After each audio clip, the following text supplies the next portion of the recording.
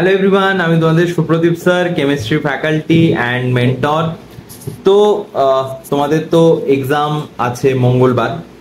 তো তার আগে যেগুলো এখন যেটা ডিসকাস করব সেটা হচ্ছে যেই জিনিসগুলো তোমাদেরকে মুখস্থ করতে হয়, যেমন হচ্ছে পি ব্লক, তারপর হচ্ছে পলিমার, তারপর হচ্ছে কোলয়েড, এই সমস্ত টপিকগুলো যেগুলো মুখস্থ করতে হয়, একদম টু দা পয়েন্ট পড়ে গেলেই হবে, এদিক ওদিক বেশি কিছু পড়ার দরকার নেই।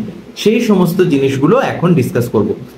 তো সবার আগে যে জিনিসটা করবে সেটা হচ্ছে এই পিডিএফটা আগে, যখন ভিডিওটা দেখছো তার আগে এই পিডিএফটা ইনস্টল করে নাও। পিডিএফটা কোথায় পাবে? আমাদের Telegram group or WhatsApp group, তোমরা ডেসক্রিপশনে যাও, লিঙ্ক পেয়ে যাবে, ওখান থেকে জয়েন করো অ্যান্ড ওখান থেকে পিডিএফটা ইনস্টল করো। পিডিএফ এর সঙ্গে সঙ্গে মানে পিডিএফটা ওপেন রেখে তার সঙ্গে সঙ্গেই পড়াশুনো করো, ঠিক আছে? কারণ এই 2-3 দিন পর পরীক্ষা, তাহলে তোমরা এখন একবার ভিডিও দেখবে আবার পড়বে সেটা হবে না। ইম্পর্টেন্ট জিনিসগুলো বলছি, একেবারেই ভিডিও দেখো, একেবারেই পড়ে নাও অ্যান্ড একেবারেই জিনিসগুলো কমপ্লিট করো, ওকে? অ্যান্ড একবারে পরীক্ষার আগে আরেকবার জাস্ট একটু চোখ বুলিয়ে নাও, যেন এই ভিডিও দেখতে দেখতেই যেরকম টাইপের কোয়েশ্চেন আছে সবকিছুই ডিসকাস করে দেবো, বাট একদম এখনই মুখস্থ করে নেওয়ার চেষ্টা করো, ওকে? চলো শুরু করা যাক। তাহলে ফার্স্টে আসছি পি ব্লক।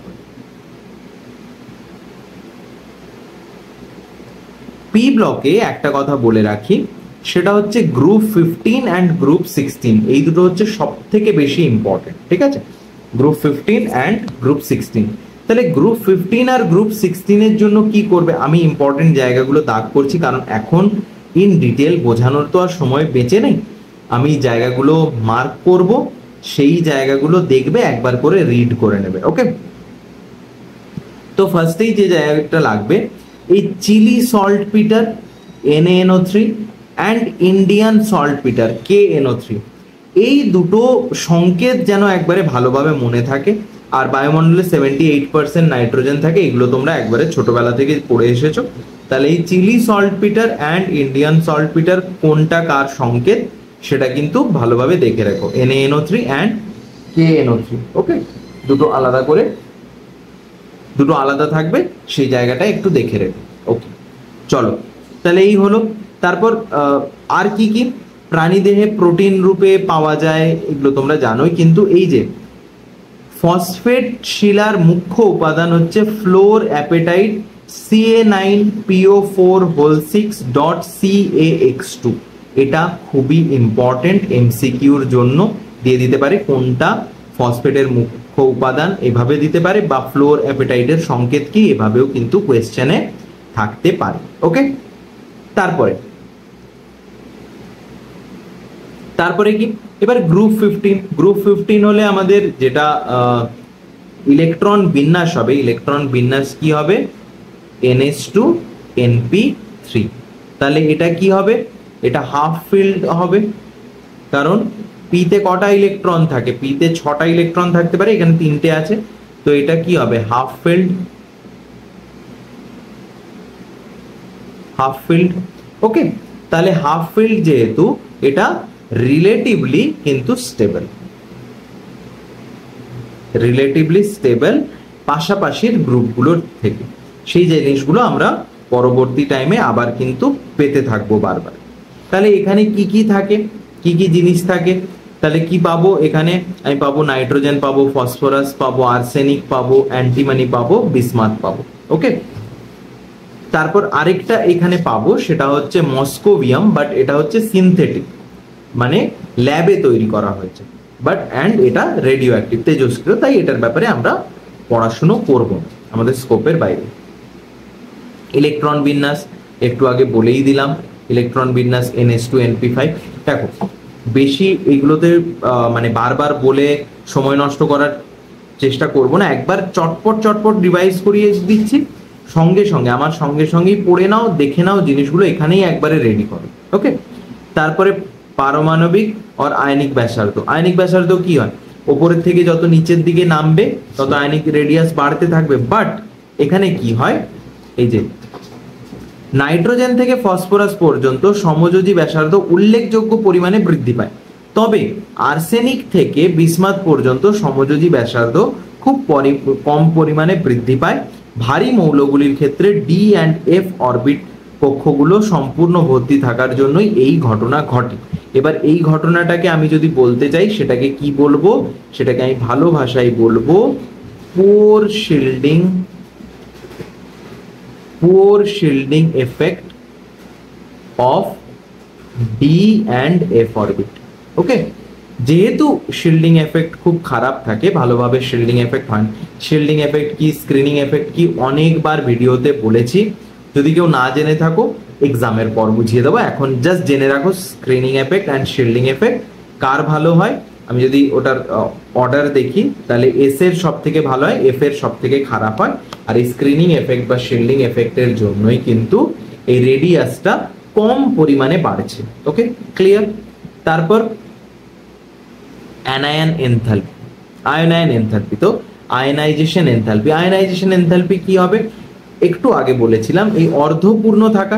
এই যে 15 নম্বর শ্রেণীর মৌলগুলির পি কক্ষগুলো অর্ধপূর্ণ সুস্থিত ইলেকট্রন বিন্যাসের জন্য আকার ছোট হওয়ায় আয়নায়ন বা আয়নাইজেশন এনথালপির মান একই পর্যায়ের 14 নম্বর শ্রেণীর মৌলগুলি থেকে অনেক বেশি। শুধু 14 নম্বর কেন, এদের কিন্তু আয়নাইজেশন এনথালপি 16 নম্বর শ্রেণীর চেয়েও বেশি। আমি যদি এখানে আয়নাইজেশন এনথালপি দেখতে চাই তাহলে আয়নাইজেশন এনথালপি কিন্তু নাইট্রোজেনের বেশি অক্সিজেনের চেয়ে। এটা কি আয়নাইজেশন এনথালপি, নাইট্রোজেনের বেশি অক্সিজেনের চেয়ে। কিন্তু হওয়া উচিত কি, over the period ionisation enthalpy বাড়তে থাকে। বাট যেহেতু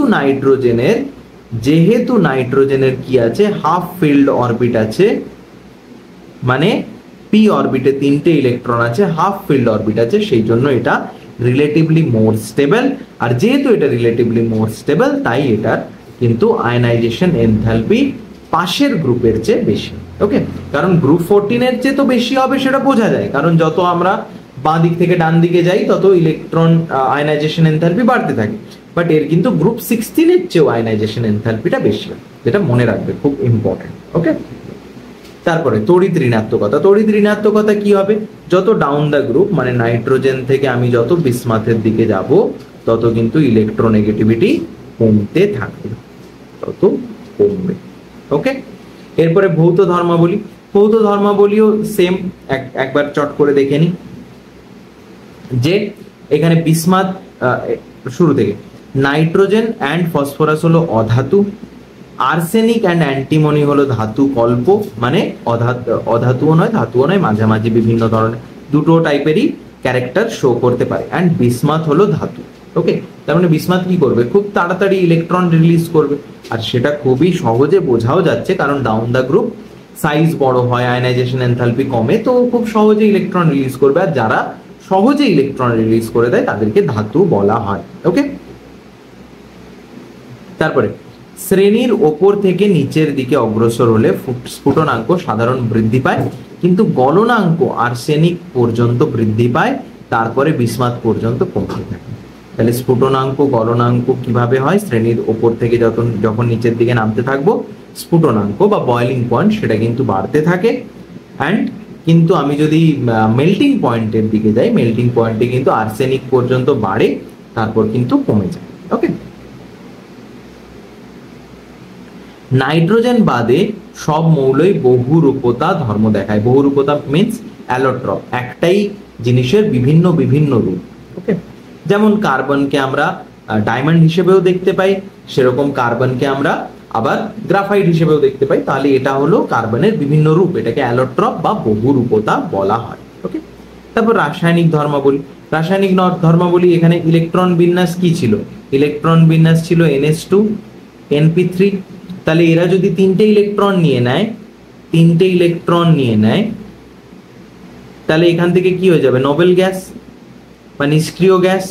তাহলে সেটার জন্য অক্সিডেশন স্টেট কত হবে, জারণ সংখ্যা কত হবে, -3। বা এরা কি করতে পারে, 5টা ইলেকট্রনই ছেড়ে দিতে পারে, তাহলেও নোবেল গ্যাস হয়ে যাবে।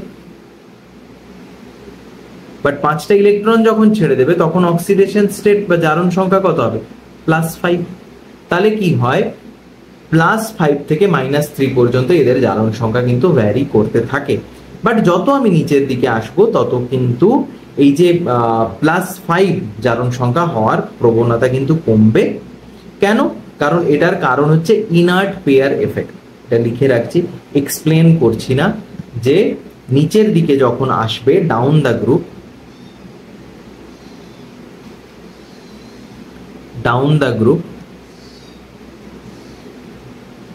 +5 এর চেয়ে +3 অক্সিডেশন স্টেটের স্টেবিলিটি বাড়বে, স্টেবিলিটি ইনক্রিজ করবে। যখনই স্টেবিলিটি ইনক্রিজ করবে তখন কি হবে? এটা কার জন্য হবে? সেটা হচ্ছে ইনার্ট পেয়ার এফেক্ট।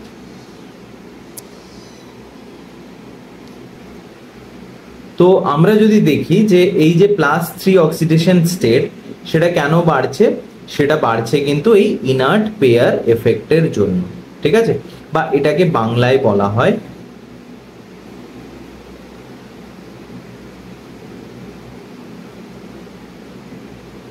নিষ্ক্রিয়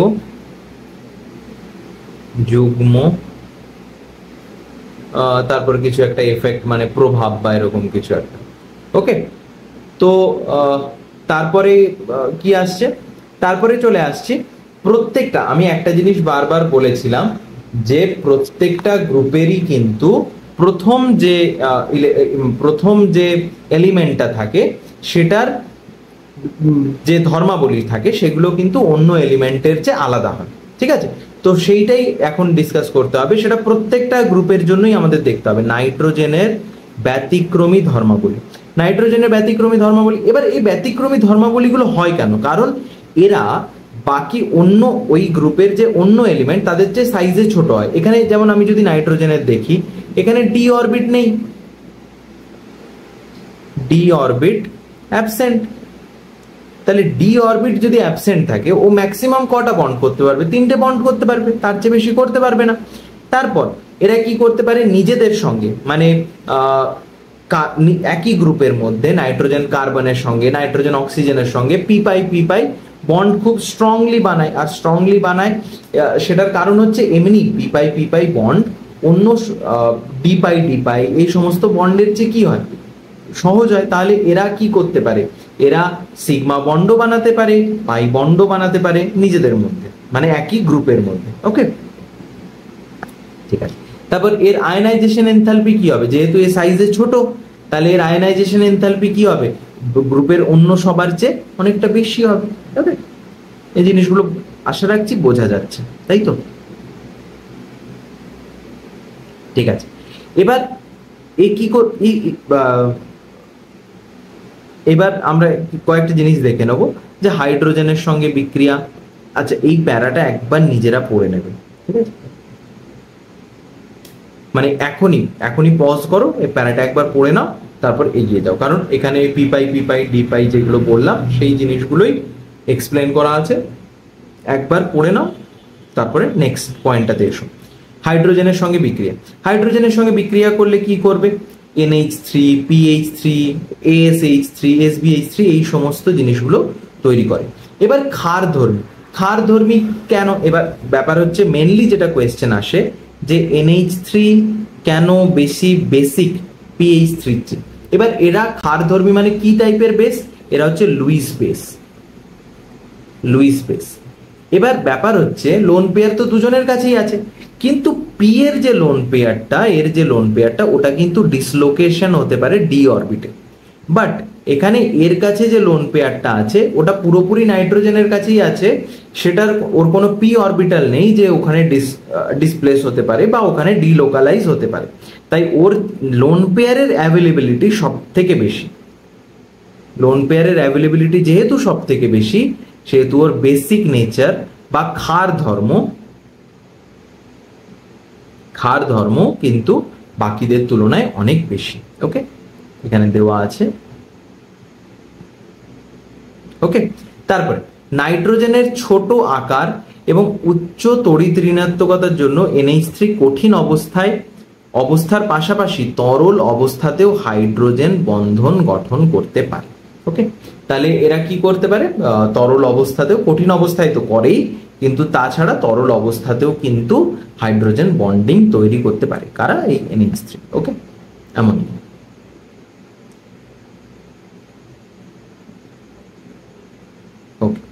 তারপরে তারপরে চলে আসি অক্সিজেনের সঙ্গে বিক্রিয়া। অক্সিজেনের সঙ্গে বিক্রিয়া করলে কত দূর পর্যন্ত যেতে পারবে? +5 অক্সিডেশন স্টেট। এবার +5 অক্সিডেশন স্টেট মানে কি? E2O5 বা +3 অক্সিডেশন স্টেট, যেটা আমি বললাম ডাউন দ্য গ্রুপ, যার স্টেবিলিটি বাড়ছে, +3 অক্সিডেশন স্টেট। তাহলে এইগুলো। এবার এখানে যেটা আছে উচ্চ জারণ স্তর মৌলগুলি, মানে যেখানে +3 +4 +5 এগুলো দেখতে পাচ্ছি, মানে মেনলি +4 +5 এর কথা বলা হচ্ছে। উচ্চ জারণ স্তরের মৌলের অক্সাইড নিম্ন জারণ স্তরের অক্সাইড থেকে বেশি আম্লিক। অক্সো অ্যাসিড মানে অক্সিজেনের সঙ্গে রিয়াক্ট করছে, এই জিনিসগুলোর জন্য অ্যাসিডিক নেচার একটাই জিনিসে মনে রাখবে, যে যেটা অ্যাটম, সেন্ট্রাল অ্যাটম যেটা থাকছে, তার অক্সিডেশন স্টেট যত বেশি হবে অ্যাসিডিক নেচারও ততটাই বেশি হবে। আমি এখানে লিখে দিচ্ছি, অ্যাসিডিক নেচার বা অম্ল ধর্ম is directly proportional with oxidation state of central atom. ওকে, এবার এখানে ধরো এই যে N2O3 আছে আর N2O5 আছে, তাহলে কে বেশি অ্যাসিডিক? অবভিয়াসলি N2O5 বেশি অ্যাসিডিক, কারণ এখানে অক্সিডেশন স্টেট বেশি, অক্সিডেশন নাম্বার বেশি। ওকে, তারপরে কি? হ্যালোজেনের সাথে বিক্রিয়া। এবার হ্যালোজেনের সঙ্গে বিক্রিয়া করলেও কি করবে? সেই +3 আর +5 অক্সিডেশন স্টেট পাবো।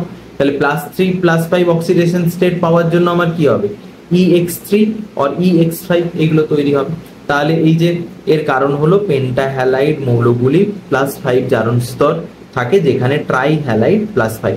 এবার অনেকের দেখতে পাবে ট্রাইহ্যালাইডের তুলনায় পেন্টাহ্যালাইডগুলি অধিক সমযোজী, কারণ এখানে অধিক সমযোজী বন্ধন হচ্ছে। যেমন একটা হচ্ছে PCl5 আর একটা হচ্ছে PCl3। আমি যদি দুটো জিনিস দিয়ে বলি PCl5 আর PCl3, তাহলে এদের মধ্যে বেশি কোভ্যালেন্ট নেচার কার হবে? PCl5, কারণ 5টা কোভ্যালেন্ট বন্ড আছে এর মধ্যে আর কোনো লোন পেয়ার নেই যে কোঅর্ডিনেট বন্ড করতে পারবে বা বেস হিসেবে অ্যাক্ট করতে পারবে। PCl5 বাস কমপ্লিট, ও আর লুইস বেস হিসেবেও কাজ করবে না। বাট এখানে যদি আমি PCl3 কে দেখি, PCl3 কিন্তু লুইস বেস হিসেবে কাজ করতে পারে। ওকে, ঠিক আছে, ক্লিয়ার? তারপরে এখানে লাইনটা ইম্পর্টেন্ট, নাইট্রোজেনের ট্রাইহ্যালাইড গুলোর মধ্যে কেবলমাত্র NF3 সুস্থিত যৌগ বলে জানা গেছে। ট্রাইহ্যালাইড গুলির মধ্যে BiF3 ছাড়া অন্যান্যরা মুখ্যত সমযোজী চরিত্রের হয়। তাহলে BiF3 কি? আয়নিক নেচারের কিন্তু হয়। কেন? কারণ বিসমাথ শুরুতেই বলেছিলাম বিসমাথ একটা ধাতু। তাহলে বিসমাথ কি তৈরি করবে? বিসমাথ কোভ্যালেন্ট সমযোজী বন্ধনের তুলনায় আয়নিক বন্ধন, মানে ও সহজে ইলেকট্রন রিলিজ করে আয়ন তৈরি করবে তাড়াতাড়ি। তারপরে নেক্সট পয়েন্টে চলে আসি, ধাতুর সঙ্গে বিক্রিয়া। ওকে, ধাতুর সঙ্গে বিক্রিয়া। এবার ধাতুর সঙ্গে বিক্রিয়াতে সব থেকে বেশি যেটা ইম্পর্টেন্ট, কোনটার নাম কি অ্যান্ড সংকেত কি? এই Ca3N2 এইগুলো প্রত্যেকটার নাম সংকেত আমি এখানে মেনলি পড়াচ্ছি না, আমি তোমাদেরকে জাস্ট রিভাইজ করাচ্ছি NCERT তে যা যা আছে, অ্যান্ড কোয়েশ্চেন মোরলেস এখান থেকেই হবে, এই কারণ ইনঅর্গানিকে বেশি বাইরে টাইরে যায় না। তারপরে ডাইনাইট্রোজেন, এই জায়গাতে এই যে কিভাবে তৈরি হচ্ছে, এই যে কি থেকে তৈরি হচ্ছে অ্যান্ড তার সঙ্গে বাই প্রোডাক্ট কি, দুটোই কিন্তু ইম্পর্টেন্ট। একটা ল্যাবরেটরিতে তৈরি হবে আর একটা কি ইন্ডাস্ট্রিয়ালি, দুটো কিন্তু আলাদা। আর এইভাবেও যা যা প্রসেস আছে, যে সোডিয়াম বা বেরিয়াম অ্যাজাইডের সঙ্গে বিক্রিয়া করেও কিন্তু তৈরি করা যায় প্রত্যেকটা জিনিস, যে কোথা থেকে কি থেকে আমার নাইট্রোজেন তৈরি হচ্ছে অ্যান্ড কি ওখানে কি ধরনের টেম্পারেচার, মানে কি ধরনের কন্ডিশন আমি প্রোভাইড করছি, সেই জিনিসগুলোও কিন্তু ইম্পর্টেন্ট। ধর্মাবলী দেখে নেবে কার সঙ্গে বিক্রিয়া করছে, লিথিয়ামের সঙ্গে করছে, ম্যাগনেসিয়ামের সঙ্গে করছে। ওকে, এই এটা তো জানোই, এটাকে হেবার প্রসেস বলে, অ্যামোনিয়া তৈরি হয়, খুবই নর্মাল। তারপর সব থেকে ইম্পর্টেন্ট এটা হচ্ছে এক্সোথার্মিক, তাপ দায়ী বিক্রিয়া, কারণ এখানে মাইনাস আছে, তাহলে এখানে এটা কি তাপ দায়ী। ওকে, তারপরে চলে আসি অ্যামোনিয়া। অ্যামোনিয়ারও সেম প্রিপারেশন, দুটো টাইপের প্রিপারেশন হবে, একটা হচ্ছে ল্যাবরেটরি প্রিপারেশন আর একটা হবে ইন্ডাস্ট্রিয়াল বা যেটা বেশি পরিমাণে আমাকে তৈরি করতে হচ্ছে, দুটোর কিন্তু প্রিপারেশন। কি থেকে তৈরি হয়, যেমন এখানে ইউরিয়া থেকে ল্যাবে তৈরি হয়েছিল, আর এখানে কি তৈরি হয়, NH4Cl বা NH4 এখান থেকে তৈরি হয়। প্রত্যেকটার বাই প্রোডাক্ট গুলো দেখে যেও, ঠিক আছে, একেবারে মুখস্থ করতে হবে না, বাট দেখে যেও যাতে অপশনগুলোর মধ্যে আইডেন্টিফাই করতে কোনো প্রবলেম না হয়। ওকে, তারপরে অ্যামোনিয়া এই যে তৈরি হওয়ার, এবার যেগুলো ইম্পর্টেন্ট সেটা হচ্ছে শর্ত, এই যে কত চাপ লাগবে, অনুঘটক কি কি লাগবে, K2O Al2O3, এই জিনিসগুলো, টেম্পারেচার কত থাকবে, 700 কেলভিন, এই জায়গাগুলো থেকে কিন্তু বারবার কোয়েশ্চেন থাকবে। আগে আয়রনকে অনুঘটক রূপে ব্যবহার করা হতো এবং মলিবডেনাম উদ্দীপক রূপে থাকতো, তাহলে আগে কি হতো অ্যান্ড এখন কি হয়, এখন K2O আর Al2O3 দিয়ে ব্যবহার করা হয়, আগে সেখানে আয়রন থাকতো, মলিবডেনাম থাকতো। স্ট্রাকচার দেখে নেবে, পিরামিড আকৃতি অ্যান্ড হাইব্রিডাইজেশন বের করতে জানো যখন, হাইব্রিডাইজেশন থেকে স্ট্রাকচার বের করানো কোনো কঠিন জিনিস কিন্তু নয়। ওকে, এখান থেকে এটা বানানো কিন্তু কোনো কঠিন জিনিস নয়। ওকে, তারপরে এখানে একটা জিনিস দেখে নেবে যে ZnSO4 এর সঙ্গে কি বিক্রিয়া হচ্ছে, এই যে সাদা অধক্ষেপ তৈরি করে ZnOH2, অ্যান্ড এটা কিন্তু FeCl3 এর সঙ্গেও বিক্রিয়া করে সাদা অধক্ষেপ তৈরি করে, দুটো জায়গাতেই কিন্তু সাদা অধক্ষেপ তৈরি করে, এই জিনিসটা দেখে নিও, ঠিক আছে। ওকে, এই দুটো জিনিস কিন্তু খুবই ইম্পর্টেন্ট।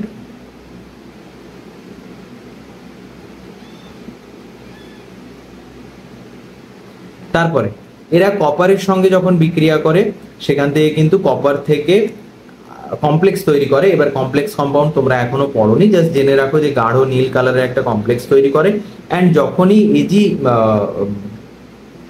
সিলভারের সঙ্গে বিক্রিয়া করে তখন AgCl এর সাদা অধক্ষেপ, বাট এখানেই যখন আবার এই সাদা অধক্ষেপের সঙ্গে যখন অ্যামোনিয়া অ্যাড হয়, যখন যে কমপ্লেক্সটা তৈরি হয় সেটা আবার বর্ণহীন, তাহলে এই জায়গাগুলো একটু কিন্তু দেখে রাখবে। আর এখান থেকে কোয়েশ্চেন থাকতে পারে যে অ্যামোনিয়া কি কমপ্লেক্স কম্পাউন্ড তৈরি করাতে পার্টিসিপেট করে, হ্যাঁ পার্টিসিপেট করে, কার কার সঙ্গে মেনলি করে, কপারের সঙ্গে অ্যান্ড সিলভারের সঙ্গে, এই জায়গাগুলো কিন্তু ইম্পর্টেন্ট দেখে রেখো। ওকে,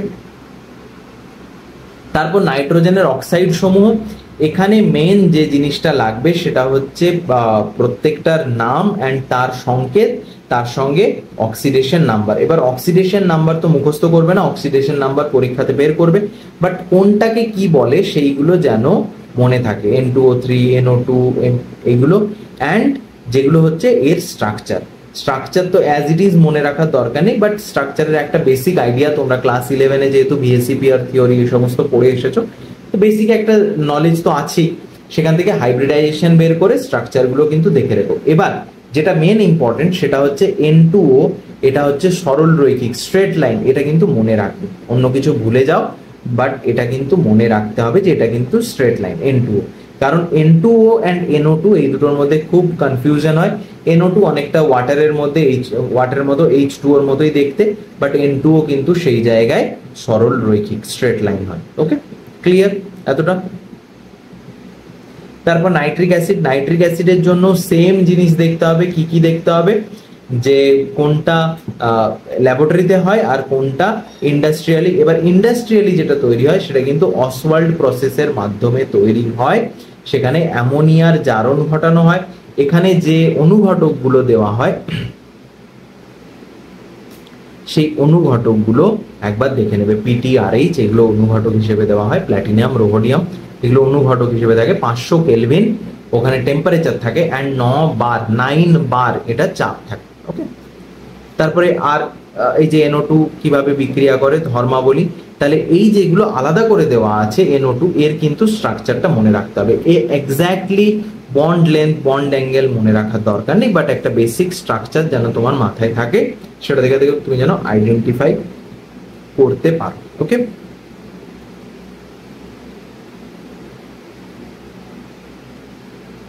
স্ফুটনাঙ্ক কত, হিমাঙ্ক কত, এইগুলো সব অত পড়তে হবে না, যেগুলো একদম ইম্পর্টেন্ট সেগুলো আমি বলে যাচ্ছি।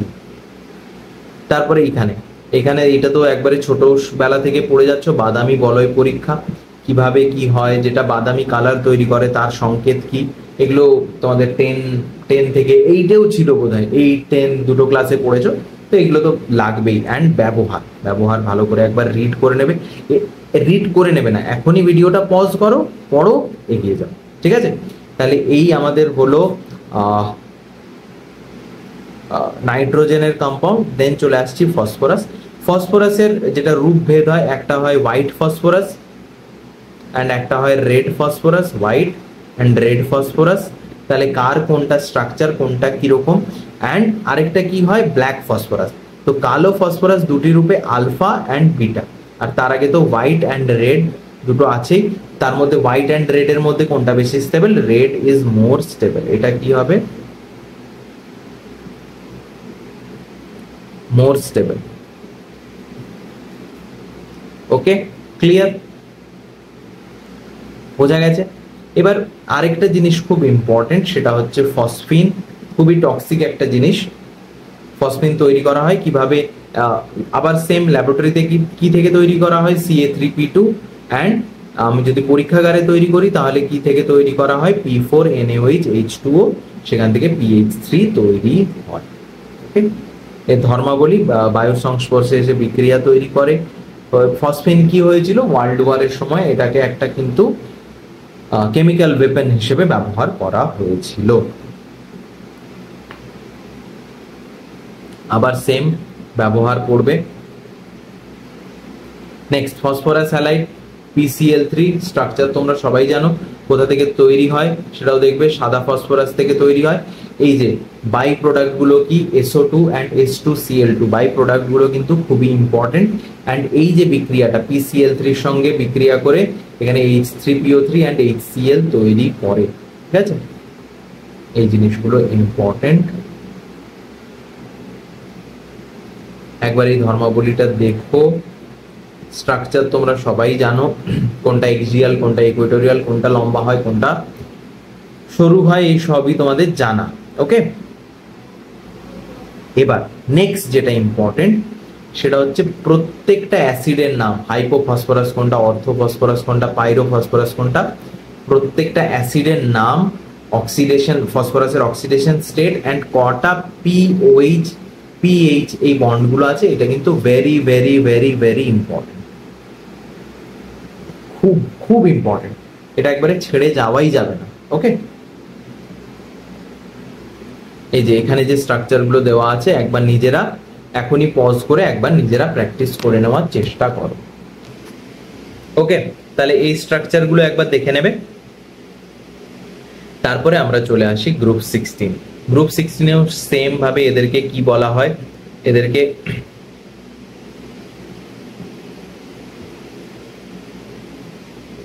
চ্যালকোজেন বলা হয়, ঠিক আছে? এবার চ্যালকোজেন বলা হয়। এখানে কি কি ধরনের, এবার আরেকটা জিনিস ইম্পর্টেন্ট, এখানে কোনটা কত পার্সেন্ট থাকে। আমি আর বেশি সময় নিচ্ছি না, কারণ ভিডিও অনেক লম্বা হয়ে যাবে, তোমাদেরও টাইম এতটা দেখার সময় থাকবে না। তো প্রত্যেকটা জিনিস একবার করে দেখে নিও কোনটা কত জায়গা আছে। এবার এই যে galena, zinc blend, copper pyrites, এইগুলো কিন্তু খুব ইম্পর্টেন্ট। ব্যারাইটা, এইগুলো এপসাম, লবণ, জিপসাম, প্রত্যেকটার তোমার ফর্মুলা কিন্তু খুবই ইম্পর্টেন্ট। ওকে, তাহলে এখানে কি আছে? অক্সিজেন আছে, সালফার আছে, সেলেনিয়াম আছে, টেলুরিয়াম আছে অ্যান্ড পোলোনিয়াম আছে। ওকে, ইলেকট্রন বিন্যাস কি হবে? NH2NP4। সেম, নিচের দিকে যত যাবে তত কিন্তু রেডিয়াস বাড়তে থাকবে, বাট অতটা পরিমাণে বাড়বে না। সেটাও কি জন্য? ওই পোর শিল্ডিং এফেক্টের জন্য। ওকে, ক্লিয়ার? আয়নাইজেশন এনথালপিও সেম, গ্রুপ 15 এর চেয়ে কম, কিন্তু তারপরে ডাউন দা গ্রুপ কিন্তু আয়নাইজেশন এনথালপি কমবে। এবার ইলেকট্রন আসক্তি, অক্সিজেনের পুরো গ্রুপের মধ্যে কার? অক্সিজেনের বেশি, কিন্তু এই যে এখানে দেখো অক্সিজেন পরমাণুর ঘন সন্নিবিষ্ট ইলেকট্রন গঠন বিন্যাসের জন্য ইলেকট্রন গ্রহণ এনথালপির মান সালফারের তুলনায় কম, ঋণাত্মক হয়। মানে কি? বেশি যদি ইলেকট্রোনেগেটিভ, তাহলে কাকে বলবো? অক্সিজেনকে বলবো। বাট ইলেকট্রন গ্রহণ করার ক্ষমতা কার বেশি? সালফারের বেশি। কেন? কারণ সালফারের কাছে ফাঁকা জায়গাও অনেকটা আছে, আর ওটা যথেষ্ট পরিমাণে ইলেকট্রোনেগেটিভ। বাট অক্সিজেন ইলেকট্রোনেগেটিভ হলেও কিন্তু ওর কাছে ফাঁকা স্থান নেই। তড়িৎ ঋণাত্মকতা কি হবে? ডাউন দা গ্রুপ যত নিচের দিকে যাতে তত কমতে থাকবে, কমতে থাকবে। ওকে, তারপর ভৌত ধর্মাবলী একদম নর্মাল, একবার পড়ে নিও। লাস্টের নিচের দিকের গুলো ধাতু হবে, মাঝখানের গুলো ধাতু কল্প হবে, অ্যান্ড অক্সিজেন সালফার কি হবে, অধাতু হবে। সেলেনিয়াম টেলুরিয়াম কি হবে, ধাতু কল্প, অ্যান্ড পোলোনিয়াম কি হবে, ধাতু হবে। ওকে, স্ফুটনাঙ্ক গলনাঙ্ক যেমন ছিল, স্ফুটনাঙ্ক নিচের দিকে বাড়তে থাকবে। ওকে, জারণ স্তর, তাহলে এখানে কি আছে, NH2 NP4, তাহলে এখানে কি হতে পারে, দুটো ইলেকট্রন নিয়ে নিতে পারে ওরা, সেখানেও নোবেল গ্যাস তৈরি হবে, নিষ্ক্রিয় গ্যাস।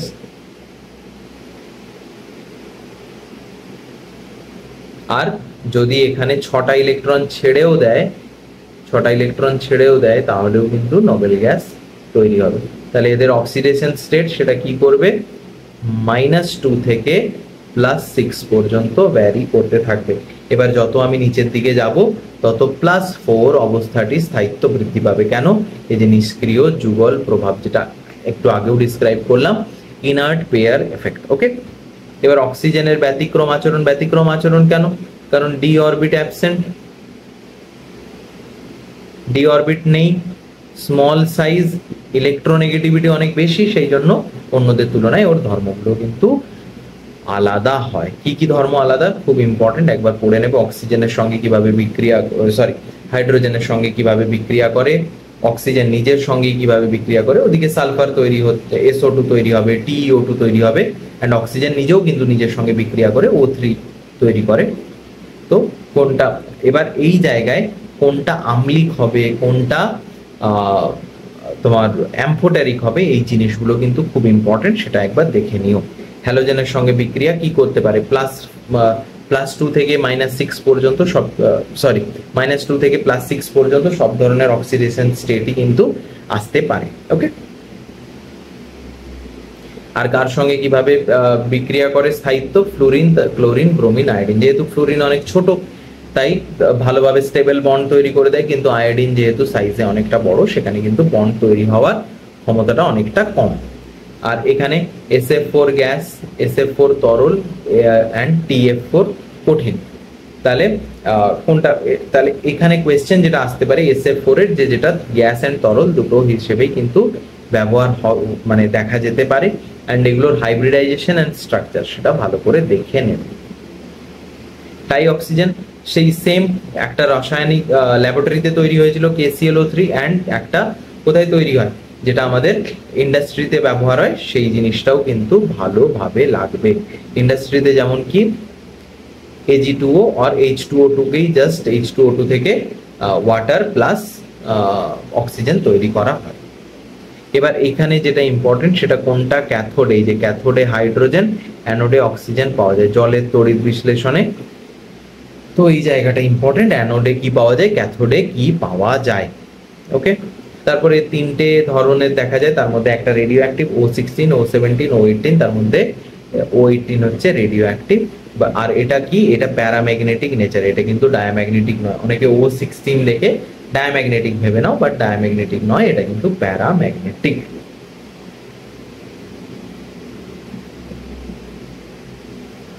আরেকটা, এই যে অনুঘটক কি লাগে, SO2 থেকে SO3 তৈরি হয়, V2O5 অনুঘটক, আর HCl থেকে Cl2 তৈরি হয়, CuCl2 হচ্ছে অনুঘটক ব্যবহার হয়। ব্যবহার ভালো করে পড়বে, সাধারণ অক্সাইড সমূহ যেগুলো, এই যে অক্সাইডের মধ্যে সরল যেটা মিক্সড অক্সাইড এটা, অ্যান্ড আম্লিক ক্ষারীয় উভয়ধর্মী অক্সাইড জলের সঙ্গে যুক্ত হয়ে অ্যাসিড তৈরি করলে তাকে আম্লিক অক্সাইড বলে। এই যে আম্লিক অক্সাইডের উদাহরণ কিন্তু মনে রাখতে হবে, এই যে আম্লিক অক্সাইডের উদাহরণ, তারপরে ক্ষারীয় অক্সাইডের উদাহরণ দুটো কিন্তু, আর এখানে CaO CH2 এটা লাগবে না, কোনটা আম্লিক কোনটা ক্ষারীয় অক্সাইড সেটা কিন্তু ভালোভাবে মনে রাখতে হবে। এবার আম্লিক হলে আম্লিকত্ব বা অ্যাসিডিক স্ট্রেংথ কার কত বেশি হবে কম হবে, সেটার জন্য বললাম কি সেন্ট্রাল অ্যাটমের অক্সিডেশন স্টেট আমাদেরকে দেখতে হবে। ওকে, ক্লিয়ার। তারপর ওজন কিভাবে তৈরি হয়, ওজনের স্ট্রাকচার, এগুলো কিন্তু খুব ইম্পর্টেন্ট, ওজনের ধর্মাবলীও ইম্পর্টেন্ট। অ্যান্ড এই যে 10%-এর বেশি যদি গাঢ়ত্ব পেতে চাই, এখানে এই যে ওজোনাইজার ব্যাটারি ব্যবহার করা হয়, ইম্পর্টেন্ট। ঠিক আছে, তারপর ওজন কিরকম হয়, নীল বর্ণের গ্যাস, গাঢ় নীল বর্ণের তরল, বেগুনি কালো বর্ণের কঠিন, তিনটে আকারেই, তাহলে গ্যাস, তরল, কঠিন তিনটে আকারেই কিন্তু এর প্রকাশ পেতে পারে। তারপরে এইচ ডেল এইচ ঋণাত্মক অ্যান্ড এন্ট্রপি পজিটিভ হয়, এগুলো দেখে নিও। তো গিবস ফ্রি এনার্জি কি হবে, একত্রিত করলে গিবস ফ্রি অধিকতর ঋণাত্মক করে তোলে, তাহলে গিবস ফ্রি এনার্জি যদি ঋণাত্মক হয় তাহলে কি হবে, স্পন্টেনিয়াস প্রোডাকশন হবে ওজনের, ওজনের বিক্রিয়া পিবিএস এর সঙ্গে, এটা ইম্পর্টেন্ট, একবার দেখে নিও। আর তারপর এটা বোরেট বাফারের সাথে মিশ্রিত অতিরিক্ত পটাশিয়াম আয়োডাইড দ্রবণের সঙ্গে ওজোন বিক্রিয়া করে আয়োডিন নির্গত করে, নির্গত আয়োডিনকে প্রমাণ মাত্রায় সোডিয়াম থায়োসালফেট দ্বারা প্রশমিত করা হয়, এটি হলো ওজোন গ্যাসের পরিমাণের গুণগত পদ্ধতি। এটা একটা, আর একটা জিনিস যেটা হচ্ছে এই এনওর সঙ্গে বিক্রিয়া করে NO2 তৈরি করা, স্ট্রাকচার তো খুব ভালোভাবে দেখবেই, অ্যান্ড তার সঙ্গে আরেকটা ওজোন স্তরের অস্তিত্বের জন্য আরো একটি হুমকি হলো রেফ্রিজারেটর ও অ্যারোসেল স্প্রের মধ্যে ব্যবহৃত ফ্রিয়ন। এই যে এই নামটা ইম্পর্টেন্ট, যে ওজোন স্তরকে ধ্বংস করে কোন ব্যবহৃত কোন জিনিসটা, সেটা হচ্ছে ফ্রিয়ন। এটা কিন্তু দেখে রেখো, এর স্ট্রাকচার যতটা পারবে মনে রাখবে, বন্ড লেন্থ বা বন্ড অ্যাঙ্গেল সেগুলো মনে রাখার দরকার নেই, বাট স্ট্রাকচারটা মোরলেস যেন মনে থাকে, ব্যবহারটা একবার পড়ে নিও। এবার চলে আসছি সালফারের। সালফারের কিরকম, সালফারের রূপভেদ বা অ্যালোট্রপ, সেটা হচ্ছে কি, একটা হচ্ছে রম্বিক সালফার আর একটা হচ্ছে মনোক্লিনিক সালফার। কিভাবে কোনটা থাকে, এই যে রম্বিক সালফারের S8 অ্যান্ড S6 রূপ, S8 হলে একরকম, S6 হলে আরেক রকম, একটা চেয়ারের মতো আরেকটা কিসের বলবো, বোটের মতো। এই জায়গাগুলো কিন্তু দেখে রাখতে পারবে। এখানে এই যে কোয়েশ্চেনটা, সালফারের কোন রূপটি প্যারাম্যাগনেটিক হয়, বাষ্পীয় দশায় সালফার আংশিকভাবে H2 রূপে বিরাজ করে, যেখানে O2 এর মতো পাই স্টার অ্যান্টিবন্ডিং কক্ষে দুটি অযুগ্ম ইলেকট্রন থাকে, প্যারাম্যাগনেটিক ধর্ম প্রকাশ করে। ওকে, মনে থাকবে তাহলে H2 অবস্থায় কিন্তু প্যারাম্যাগনেটিক ধর্ম প্রকাশ করে। তারপর sulphur dioxide, sulphur dioxide same, sulphur থেকে তৈরি হবে ল্যাবরেটরিতে, অ্যান্ড আমরা যখন ইয়েতে ইন্ডাস্ট্রিতে শিল্পাঞ্চলে তৈরি করব, সেক্ষেত্রে কিন্তু FeS2 তাকে তাকে মানে কম্বাসন করে বা অক্সিজেন প্রোভাইড করে, সেখান থেকে কিন্তু আমরা SO2 পেয়ে যাব। ঠিক আছে, এই ধর্মাবলী একবার দেখে নিও, খুব একটা ইম্পর্টেন্ট নয়। যেটা ইম্পর্টেন্ট সেটা হচ্ছে এইখানে আছে, এই যে একটু আগেও বললাম SO2 থেকে SO3 তৈরি, V2O5 অনুঘটক এখানে কিন্তু থাকে, ব্যবহার দেখে নিও। হ্যাঁ, এবার যেটা ইম্পর্টেন্ট সেটা হচ্ছে সালফারের অক্সো অ্যাসিড সমূহ কোনটাকে কি বলে, সালফিউরাস অ্যাসিড কোনটা, সালফিউরিক অ্যাসিড কোনটা, পারঅক্সো ডাইসালফিউরিক অ্যাসিড কোনটা, পাইরোসালফিউরিক অ্যাসিড বা ওলিয়াম H2S2O7 কোনটা, স্ট্রাকচার কটা কি বন্ড আছে, এগুলো যেন ভালোভাবে থাকে। এবার সালফিউরিক অ্যাসিড একদম ছোটবেলা থেকে তোমরা পড়ে আসছো, স্পর্শ পদ্ধতির মাধ্যমে তৈরি হয়, V2O5 অনুঘটক ব্যবহার হয়, এই সমস্ত জিনিসগুলো জানো, কার কোনটা স্টেপ, এটা একটা তাপদায়ী বিক্রিয়া, এই সব কিছুই তোমাদের জানা। স্পর্শ পদ্ধতিতে প্রাপ্ত সালফিউরিক অ্যাসিড 96 to 98% বিশুদ্ধ হয়, এই জিনিসগুলো ইম্পর্টেন্ট, দেখে নিও।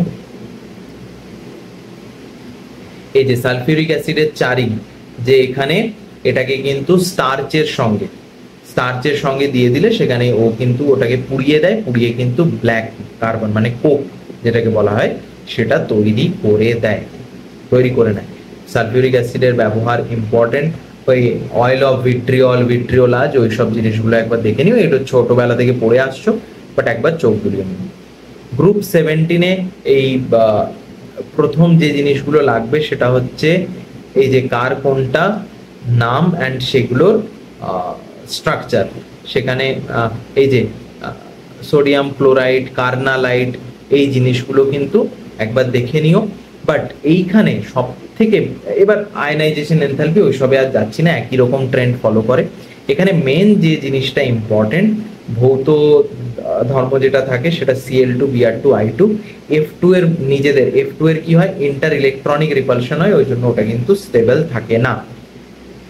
এবারে এখানে যে জিনিসটা দেখবে, আর এদের অক্সিডেশন স্টেট কি হবে, অক্সিডেশন স্টেট এদের ইলেকট্রনিক কনফিগারেশন কি, NH2NP5, সেখান থেকে একটা ইলেকট্রনই যদি নিয়ে নেয় তাহলেই কিন্তু নোবেল গ্যাস তৈরি হয়ে যাচ্ছে, তাহলে সেই জায়গায় অক্সিডেশন স্টেট কত হবে, -1। আর যদি সবগুলোই ইলেকট্রনই ছেড়ে দেয়, 7 ইলেকট্রন ছেড়ে দেয়, তাহলে সেই জায়গায় অক্সিডেশন স্টেট কত হবে, +6। তাহলে -1 থেকে +6 পর্যন্ত এরা ভ্যারি করতে থাকে, বাট নিচের দিকে যত আসবো তখন কিন্তু +6 এর জায়গায় +4 ইলেকট্রন, +4 জারণ অবস্থাটা কিন্তু বেশি স্টেবল থাকবে। কেন বেশি স্টেবল থাকবে, কারণ ওই নিষ্ক্রিয় যুগ্ম প্রভাব বা ইনার্ট পেয়ার এফেক্টের জন্য। এবার এখানে মেন যেটা ইম্পর্টেন্ট সেটা হচ্ছে এই যে হাইড্রোজেনের সঙ্গে বিক্রিয়া, ফ্লুরিনের ব্যতিক্রমী আচরণ, হাইড্রোজেনের সঙ্গে বিক্রিয়া, ছোট আকার, অ্যান্ড ডি ব্লক নেই, ইন্টার ইলেকট্রনিক নিজেদের মধ্যে ইলেকট্রনের যে রিপালশন হচ্ছে, এই সবগুলো কিন্তু দেখে নিতে হবে। অক্সিজেনের সঙ্গে কিভাবে বিক্রিয়া করে, OF2 তৈরি করে, অক্সিজেন এখানে প্লাস অক্সিডেশন স্টেট দেখায়, এগুলো দেখে নিও। ক্লোরিন থেকে, এই যে ক্লোরিন কিভাবে তৈরি হয়, এই যে ম্যাঙ্গানিজ ডাইঅক্সাইড থেকে, MnO2 থেকে, এটা খুব ইম্পর্টেন্ট। অ্যান্ড ক্লোরিনের উপাদান, এই যে ডেকান পদ্ধতি, এখান থেকে HCl থেকে CuCl2 নিয়ে ক্লোরিন তৈরি করা হচ্ছে, অ্যান্ড NaCl এর তড়িৎ বিশ্লেষণ করে, এই দুটো জিনিসই কিন্তু ইম্পর্টেন্ট। ধর্মাবলী দেখে নিও, খুব একটা ইম্পর্টেন্ট কিছু নেই এখানে। মেন যেটা এখানে লাগবে সেটা হচ্ছে এই ক্লোরিনের বিরঞ্জক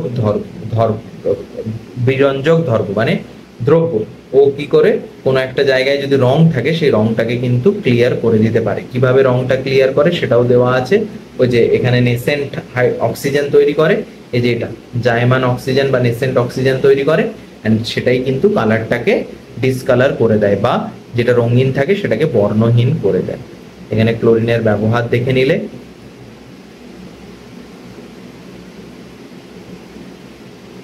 হাইড্রোজেন ক্লোরাইড, এটারও একবার এই যে কেলাস অবস্থায় থাকে, এই সব জিনিসগুলো একবার দেখে নিও, ব্যবহারটা একবার দেখে নিও এই বিক্রিয়াগুলোর জায়গায়। অনেক কিছুই দেখে নিতে বলছি কারণ কোয়েশ্চেন তো এমসিকিউ হবে, অনেক জায়গা থেকে কোয়েশ্চেন দিতে পারে, তাই যে জায়গাগুলো বলছি এখনই জাস্ট একবার ভিডিওটা পজ করে এখনই দেখে নিও, আর পরে হলে আর দেখা হবে না।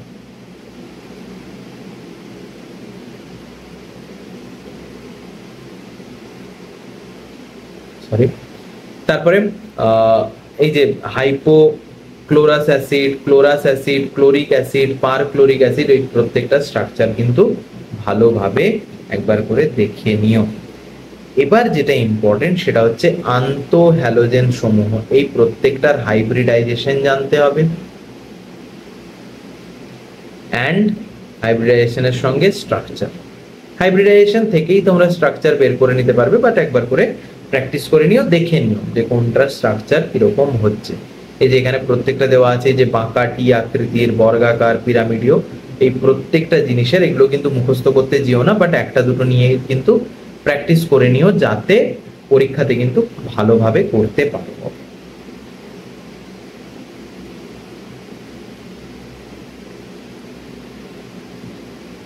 এবার গ্রুপ 18 এর এই জায়গাগুলো একবার ইচ্ছে হলে রিড করতে পারো, ইচ্ছে না হলে ছেড়ে দিও। যে জায়গাটা পড়তে হবে সেটা হচ্ছে এটা একদম সেম, যে নিচের দিকে গেলে আয়নাইজেশন এনথালপি কমতে থাকবে, এইসব যা আছে, নিচের দিকে গেলে সাইজ বাড়বে, এইসব। এবার যেটা এই যে জেনন ফ্লুরিনের যৌগ সমূহ, এই জায়গাটা, এন্ড এই যে স্ট্রাকচার গুলো, এই জেননের প্রত্যেকটা স্ট্রাকচারে এমন কিছু নেই, হাইব্রিডাইজেশন বের করবে। হাইব্রিডাইজেশন কিভাবে বের করবে শিখিয়েছিলাম, number of sigma bond plus lone pair. Hybridisation কিভাবে হবে, hybridisation number of sigma bond plus lone pair, এইভাবে হাইব্রিডাইজেশন বের করবে, যেখানে যেখানে যেমন লোন পেয়ার লাগবে অ্যাটাচ করবে, অ্যান্ড শেপ স্ট্রাকচারটা বানিয়ে নিও। ওকে, তাহলে এই হলো তোমাদের পি ব্লকের মোট কথা গল্প। এবার আমরা আর কি আছে, এরপরে আমাদের আছে কোলয়েড। কোলয়েডে একদম কোন জায়গাগুলো পড়তে হবে সেই জিনিসগুলো বলে দেবো, ওই জিনিসগুলোই পড়ে যাবে, বাট ওই জিনিসগুলো কিন্তু পড়ে যেও।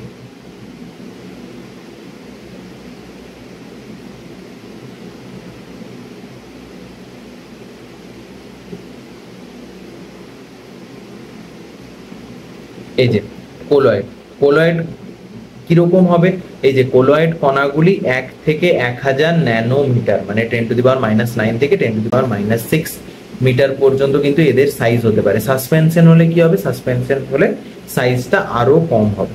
কোলয়েডের শ্রেণীবিন্যাস, বিস্তৃত দশা ও বিস্তার মাধ্যমের ভৌত অবস্থা, বিস্তৃত দশা ও বিস্তার মাধ্যমের মধ্যে মিথস্ক্রিয়া, ওদের মধ্যে কি রিয়াকশন হচ্ছে, বিস্তৃত দশার কণাগুলির প্রকৃতি, এইগুলো। এবার কোনটা কার উদাহরণ, এই উদাহরণগুলো একবার দেখে নিও, যেটুকু বলছি সেইটুকু কিন্তু দেখে নিও একবার করে। তারপরে এই যে লায়োফিলিক অ্যান্ড লায়োফোবিক, মানে ওদের মধ্যে যদি আকর্ষণ ভালো থাকে তাহলে হলো লায়োফিলিক, যদি আকর্ষণ ভালো না থাকে বিস্তৃত দশা অ্যান্ড বিস্তার মাধ্যমের মধ্যে তাহলে ওটা হয়ে যাবে লায়োফোবিক। সেই জায়গায় কিন্তু তোমাদেরকে কি করতে হবে, সেই জায়গায় এইগুলোর প্রত্যেকটার এক্সাম্পল, প্রত্যেকটার উদাহরণ এখানে যা যা দেওয়া আছে সেই উদাহরণগুলো কিন্তু একবার ভালো করে দেখে নিও, উদাহরণ ভালো করে। অ্যান্ড তারপরে কি, এই যে বহু এদের কিছু ক্লাসিফিকেশন যেগুলো আছে, বহু অনুসমন্বিত, বৃহৎ দানবিক মানে যেটা ম্যাক্রোমলিকিউলার, অ্যান্ড আসবে সংযোজিত কোলয়েড, সংযোজিত মাইসেলি, যেটা ওই যেখানে ক্রাফট টেম্পারেচারের কনসেপ্টটা আসবে। ক্রাফট টেম্পারেচার কি, যার ওপরে মাইসেলি মানে যেটা ওই সাবানের ফেনা যেটা তৈরি হয় সেটা যে টেম্পারেচারের উপরে তৈরি হয় তাকে ক্রাফট টেম্পারেচার বলে।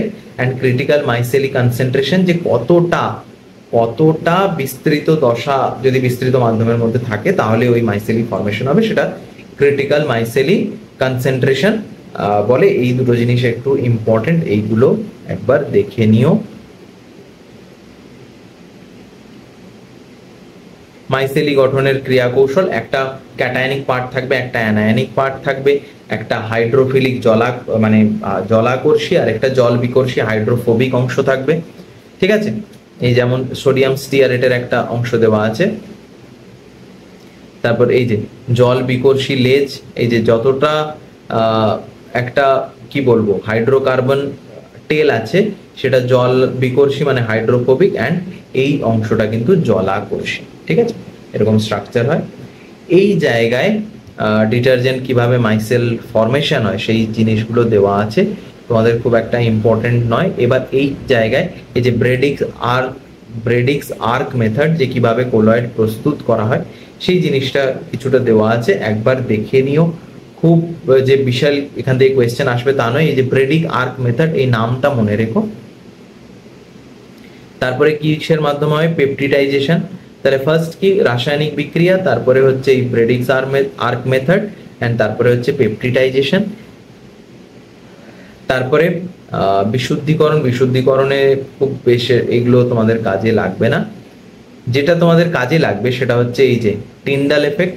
টিন্ডাল এফেক্ট কি, যে বিস্তৃত দশা এন্ড বিস্তার মাধ্যমের মধ্যে যদি রিফ্র্যাক্টিভ ইন্ডেক্সের অনেকটা তফাৎ থাকে তাহলে যে আলোর বিচ্ছুরণ হয় একেই টিন্ডাল এফেক্ট বলা হয়। এটা কিন্তু ট্রু সলিউশন মানে চিনি জলকে আমি গুলে দিয়েছি, ট্রু সলিউশনের মধ্যে কিন্তু টিন্ডাল এফেক্ট দেখা যাবে না, এটা শুধুমাত্র কিসের মধ্যে দেখা যাবে, কোলয়েডের মধ্যে দেখা যাবে। তারপর ব্রাউনিয়ান গতি, এই যে যেগুলো মলিকিউল থাকে তারা নিজের ইচ্ছে মতোই ঘোরাফেরা করতে থাকে, এদের কোনো সঠিক প্যাটার্ন নেই, ঠিক আছে, একেই ব্রাউনীয় গতি বলা হয়। এরপর এখান থেকে যে জিনিসটা কাজে লাগবে সেটা হচ্ছে এখানে জিটা পোটেনশিয়ালের কনসেপ্ট থাকবে। এই যে হেলমহোল্টজ ইলেকট্রিক্যাল ডাবল লেয়ার, এটা একবার দেখে নিও। আমি জাস্ট সাজেস্টিভ এখানে কিন্তু বলছি, এখন পড়ানোর খুব বোঝানোর মতো সময় নেই একটা ক্লাসে। হেলমহোল্টজ ইলেকট্রিক্যাল ডাবল লেয়ার এই জায়গাটা একবার দেখে নাও, এই যে জিটা পোটেনশিয়াল, কারণ এখানে প্লাস মাইনাসের একটা চার্জের তফাৎ তৈরি হয়, সেই জন্য একটা পোটেনশিয়াল বা তড়িৎ বিভব তৈরি হয়, তাকে জিটা পোটেনশিয়াল বলা হয়।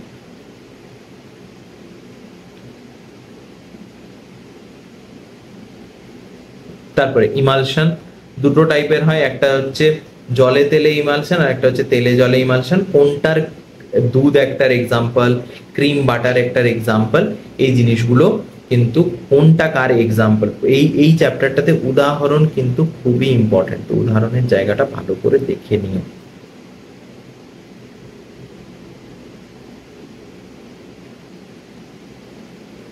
ঠিক আছে, আমাদের চারপাশে কি কি দেখতে পাই এগুলো একবার দেখে নিও। এখান থেকে যদি একটা শর্ট কোয়েশ্চেন দিয়ে দিতে পারে, কোলয়েডের প্রয়োগ খুব খুব ইম্পর্টেন্ট, এখান থেকে কোয়েশ্চেন আসার চান্স কিন্তু খুব বেশি।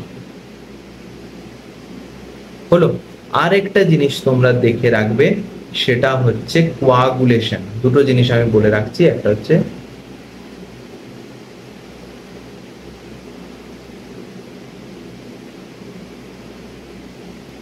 কোয়াগুলেশন অ্যান্ড হচ্ছে gold number. Gold number coagulation, একটাই জিনিস মনে রাখবে, কোন একটা জিনিস আরেকটা জিনিসকে কোয়াগুলেট তখনই করবে, ভালোভাবে করতে পারবে যখন তাদের কাছে চার্জ বেশি থাকবে। তাহলে এই কোয়াগুলেশনটা হচ্ছে ডিরেক্টলি প্রপোর্শনাল টু চার্জ।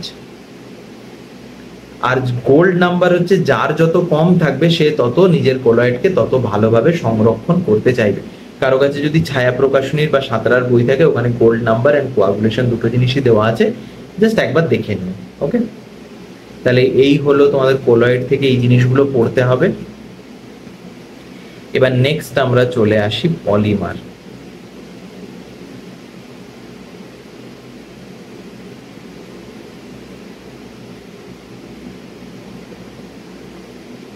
এটা 1 মিনিট শেয়ার করে নি।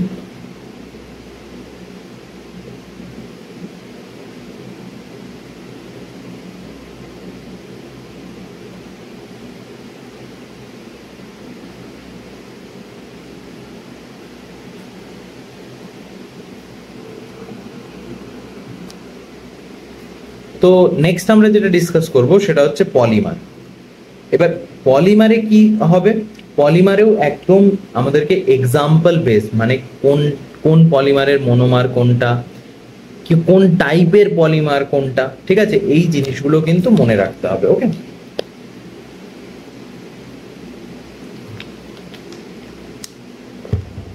তো কিরকম পলিমার কাকে বলে কি বলে এগুলোতে বিশেষ যাব না।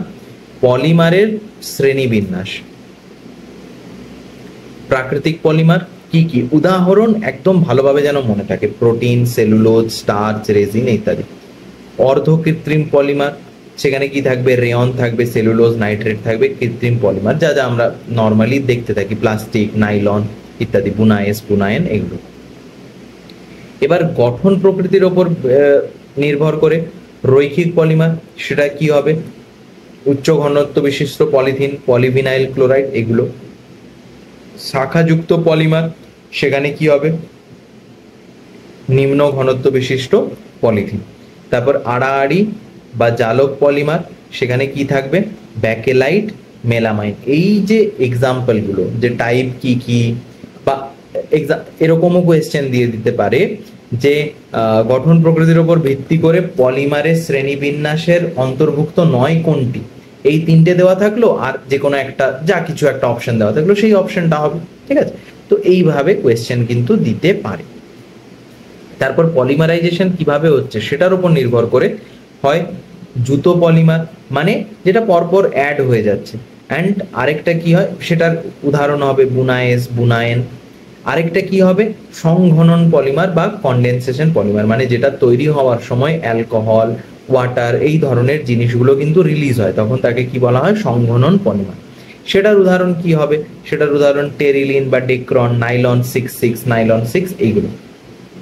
ওকে, তারপরে আণবিক আকর্ষণের উপর নির্ভর করে ভাগ হয়, যেমন ইলাস্টোমার।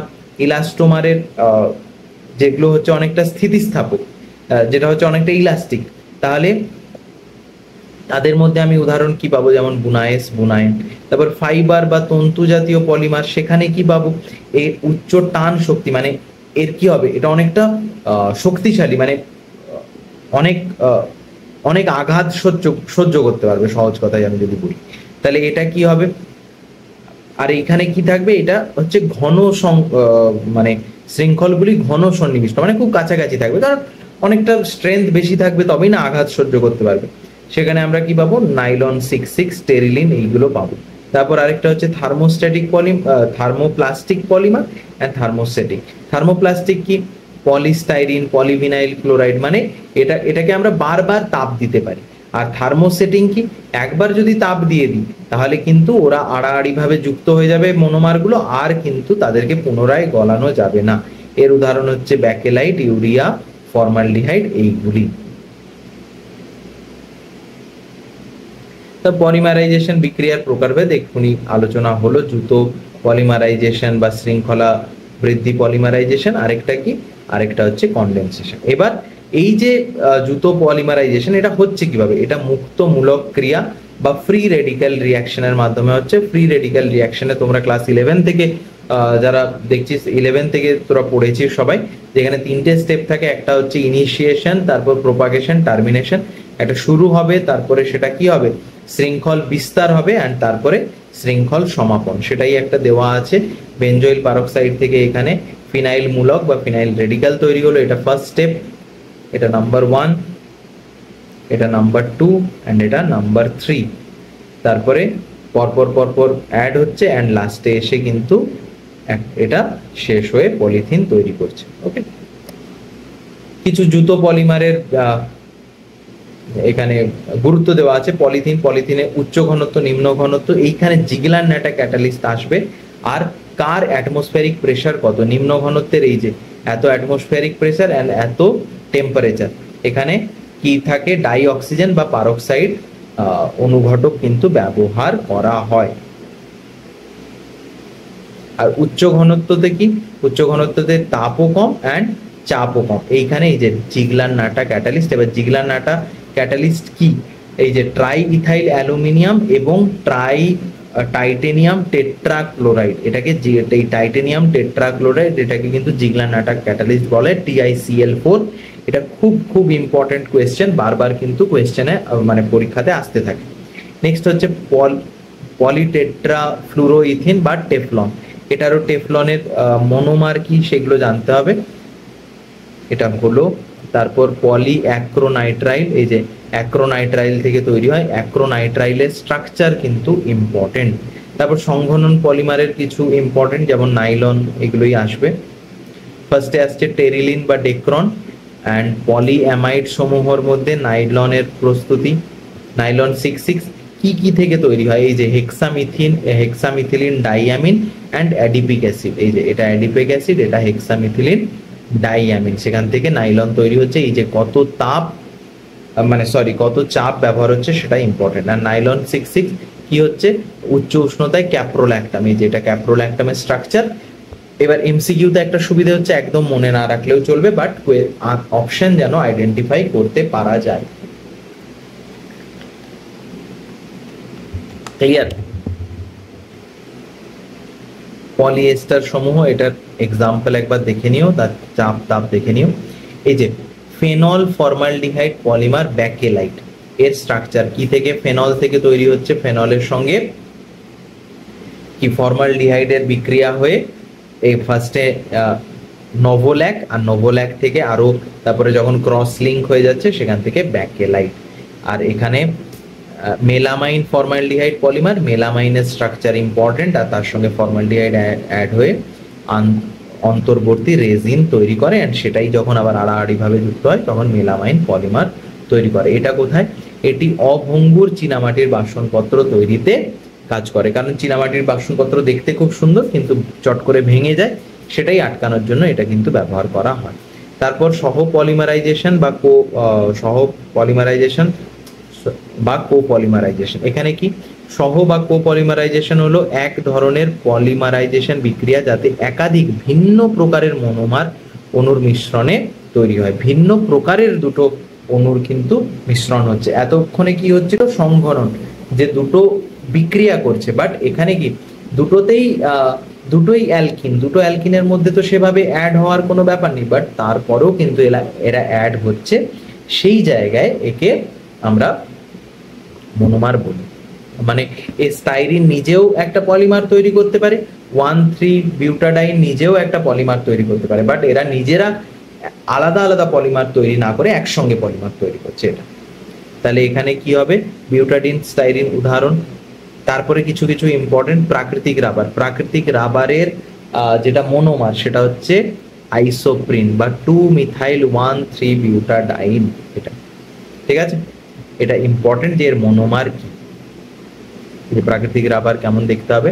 আর আরেকবার, যে এটা সিজ হবে না ট্রান্স হবে, একে সিজ 1,4 পলি আইসোপ্রিনও বলে, কারণ সিজ ট্রান্স দুটো আলাদা হয়, ট্রান্সের পলিমার আলাদা হয়, সিজের পলিমার আলাদা হয়। সিজটা কি হয়, প্রাকৃতিক রাবার। তারপর রাবারের ভলকানাইজেশন, রাবারের সঙ্গে যখন এই যে সালফার ডাইঅক্সাইড বন্ড তৈরি করে দেওয়া হয় তখন ওটা অনেক বেশি স্টেবল হয়ে যায়। সেটা কোন টেম্পারেচারে হয়, 373 থেকে 415। তাহলে এই জিনিসগুলো 5% সালফার কে অ্যাড করা হয়, এই জিনিসগুলো কিন্তু ইম্পর্টেন্ট। সংশ্লেষিত বা কৃত্রিম রাবার কিতে তৈরি করা, 1,3-বিউটাডাইন। সংশ্লেষিত বা কৃত্রিম রাবারের প্রথম যেটা সেটা হচ্ছে নিওপ্রিন। এই যে ক্লোরোপ্রিন থেকে তৈরি হয় নিওপ্রিন, বুনা এন, অ্যাক্রোনাইট্রাইল, আর 1,3-বিউটাডাইন থেকে বুনা এন। এবার পলিমারের আণবিক ভর, এই জায়গাগুলো একবার দেখে নিস। জৈব পলিমার এগুলো এই যে পিএইচ, বিভি, এটা ইম্পর্টেন্ট। কি কি মনোমার ইউজ হচ্ছে, 3-হাইড্রক্সি-বিউটানোইক অ্যাসিড অ্যান্ড 3-হাইড্রক্সি-পেন্টানোইক অ্যাসিড, এই দুটো জিনিস ব্যবহার হচ্ছে। কোথায় ব্যবহার হয়, প্যাকিং, অস্থি চিকিৎসার যন্ত্রাদি, ঔষধের নিয়ন্ত্রিত নিষ্কাশনের জন্য এগুলো ব্যবহার হয়। তারপরে নাইলন 2 আর নাইলন 6, নাইলন 2 আর নাইলন 6 মানে একটা দুটো কার্বন কন্টেনিং কম্পাউন্ড আর একটা 6টা কার্বন কন্টেনিং। দুটো কার্বন কি, এই যে গ্লাইসিন, আর তার সঙ্গে কি হবে, ক্যাপ্রোইক অ্যামিনো ক্যাপ্রোইক অ্যাসিড, ঠিক আছে। তাহলে নাইলনের কিন্তু নাইলন 6, নাইলন 6, নাইলন 2, 6 তিনটে কিন্তু আলাদা, সেগুলো একবার তোরা ভালোভাবে দেখে নিস। তারপর পলিমারের বাণিজ্যিক গুরুত্ব, এখানে যেই জিনিসগুলো আছে, যে পলিপ্রোপিনের, প্রোপিন, স্টাইরিন, পিভিসির যেইগুলো আছে, এই টেবিলটা কিন্তু খুবই ইম্পর্টেন্ট, কয়েকটাই আছে। আর এর ব্যবহারগুলো একবার ভালো করে কিন্তু পড়ে নিস, মানে এখনই ভিডিওটা পজ কর, কোনটা থেকে কি তৈরি হচ্ছে, এই যে ইউরিয়া ফর্মালডিহাইড রেজিন, গ্লিপটাল, ব্যাকেলাইট কি কি দিয়ে তৈরি হচ্ছে, অ্যান্ড ওগুলো কোথায় ব্যবহার হয়, সমস্ত জিনিসগুলো এখনই একবার পড়ে নে। পুরো ভিডিওতেই যখন যা যা পড়িয়েছি সেই জিনিসগুলো একবার করে এখনই পজ কর, এখনই পড়ে নে, একবারে কমপ্লিট কর। ওকে, তাহলে এই জিনিসগুলো হচ্ছে যেগুলো মুখস্থ করার জিনিস, একেবারেই এগুলো করে নে। অ্যান্ড তার সঙ্গে রিভিশন ভিডিও 1 শট তো আমাদের অলরেডি এসেছে, সেই জিনিসটাও দেখে নে। তাহলে পরীক্ষার জন্য তুই একদম, আর যে স্যারের কাছে, যে ম্যামের কাছে পড়েছিস, যা কোয়েশ্চেন এতদিনে তোরা করেছিস, সেই জিনিসগুলো একবার করে রিভাইজ করে নে, তাহলেই কিন্তু পরীক্ষাতে সমস্ত কিছু কমন আসবে। ওকে, আর কারো কিছু জানার থাকলে আমাদের যে নাম্বার দেওয়া আছে সেখানে তোরা কল কর, হোয়াটসঅ্যাপ কর, আমাদের সঙ্গে কন্ট্যাক্ট কর। ওকে, থ্যাংক ইউ।